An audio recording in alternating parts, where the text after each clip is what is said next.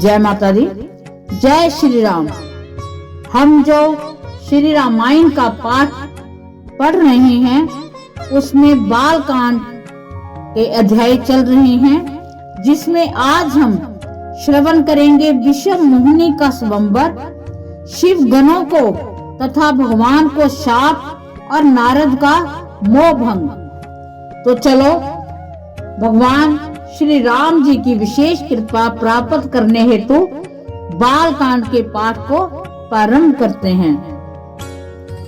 सखी संग ले कुआरी तब चली जनु राज मराल, देखत फिरे महीप सब कर सरोज जयमाल।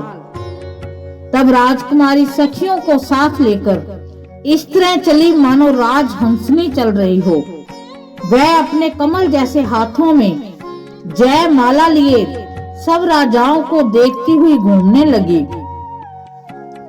जिस और नारद जी रूप के गर्भ में फूले बैठे थे, उस और उसने भूल कर भी नहीं ताका। नारद मुनि बार बार उचकते और छटपटाते हैं। उनकी दशा देखकर शिवजी के गण मुस्कुराते हैं। कृपालु भगवान भी राजा का शरीर धारण कर वहां जा पहुंचे। राजकुमारी ने हर्षित होकर उनके गले में जयमाला डाल दी। लक्ष्मी निवास भगवान दुल्हन को ले गए। सारी राजमंडली निराश हो गई। मोह के कारण मुनि की बुद्धि नष्ट हो गई थी। इससे वह राजकुमारी को गई देख बहुत ही विकल हो गए, मानो गांठ से छूटकर मणि गिर गई हो। तब शिवजी के गणों ने मुस्कुराकर कहा, जाकर दर्पण में अपना मुंह तो देखिए। ऐसा कहकर वह दोनों बहुत भयभीत होकर भागे। मुनि ने जल में झांक कर अपना मुंह देखा। अपना रूप देखकर उनका क्रोध और बढ़ गया। उन्होंने शिवजी के उन गणों को अत्यंत कठोर शाप दिया, तुम दोनों कपटी और पापी जाकर राक्षस हो जाओ। तुमने हमारी हंसी की, उसका फल चखो। अब फिर किसी मुनि की हंसी करना। मुनि ने फिर जल में देखा तो उन्हें अपना असली रूप प्राप्त हो गया। तब भी उन्हें संतोष नहीं हुआ। उनके होंठ फड़क रहे थे, मन में क्रोध भरा हुआ था। तुरंत ही वे भगवान कमलापति के पास चले। मन में सोचते जाते थे कि जाकर या तो शाप दूंगा या प्राण दे दूंगा। उन्होंने जगत में मेरी हंसी कराई है। दैत्यों के शत्रु भगवान हरि उन्हीं बीच रास्ते में मिल गए। साथ में लक्ष्मी जी और वहीं राजकुमारी थी। देवताओं के स्वामी भगवान ने मीठी वाणी से कहा कि हे मुनि, व्याकुल की तरह कहाँ चले। ये शब्द सुनते ही नारद को बड़ा क्रोध आया। माया के वशीभूत होने के कारण मन में चेत नहीं रहा। मुनि ने कहा, तुम दूसरों की संपदा नहीं देख सकते। तुम्हारे ईर्ष्या और कपट बहुत है। समुद्र मथते समय तुमने शिवजी को बावला बना दिया। देवताओं को प्रेरित करके उन्हें विष पान कराया। असुरों को मदिरा और शिवजी को विष देकर तुमने स्वयं लक्ष्मी और सुंदर मणि ले ली।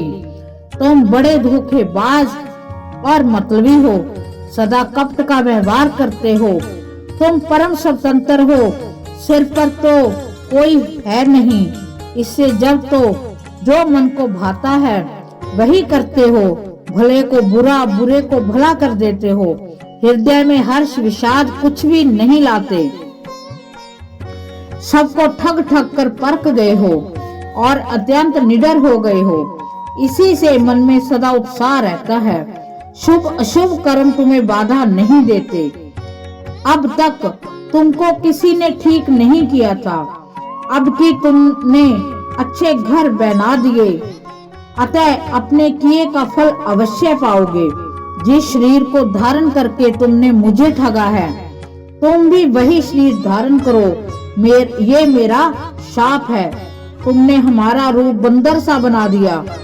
इससे बंदर ही तुम्हारी सहायता करेंगे। मैं जिस स्त्री को चाहता था उससे मेरा वियोग कराकर तुमने मेरा बड़ा अहित किया है। इससे तुम भी स्त्री के वियोग में दुखी होंगे। शाप को सिर पर चढ़ाकर हृदय में हर्षित होते हुए प्रभु ने नारद जी से बहुत विनती की और कृपा निदान भगवान ने अपनी माया की प्रबलता खींच ली। तब भगवान ने अपनी माया को हटा लिया। तब वहां न लक्ष्मी ही रह गई, न राजकुमारी ही। तब मुनि ने अत्यंत भयभीत होकर श्री हरि के चरण पकड़ लिए और कहा कि हे शरणागत के दुखों को हरने वाले, मेरी रक्षा कीजिए। हे कृपालु, मेरा शाप मिथ्या हो जाए। तब दोनों दीनों पर दया करने वाले भगवान ने कहा, यह सब मेरी ही इच्छा से हुआ है। मुनि ने कहा, मैंने आपको अनेक खोटे वचन कहे हैं, मेरे पाप कैसे मिटेंगे? भगवान ने कहा कि जाकर शंकर जी से शतनाम का जप करो, इससे हृदय में तुरंत शांति होगी। शिव जी के समान मुझे कोई प्रिय नहीं है, इस विश्वास को भूलकर भी नहीं छोड़ना। हे मुनि, शिव जी जिस पर कृपा नहीं करते वह मेरी भक्ति नहीं पाता। हृदय में ऐसा निश्चय करके जाकर पृथ्वी पर विचरो। अब मेरी माया तुम्हारे निकट नहीं आएगी। बहुत प्रकार से मुनि को समझा बुझाकर ढांढस देकर तब प्रभु अंतर ध्यान हो गए और नारद जी श्री रामचंद्र जी के गुणों का गान करते हुए सत्यलोक ब्रह्मलोक को चले। बहुविधि मुनि प्रबोधि प्रभु, तब भय अंतर ध्यान। सत्यलोक नारद चले, करत राम गुणगान। सत्यलोक नारद चले, करत राम गुणगान। इस प्रकार हमने बाल कांड के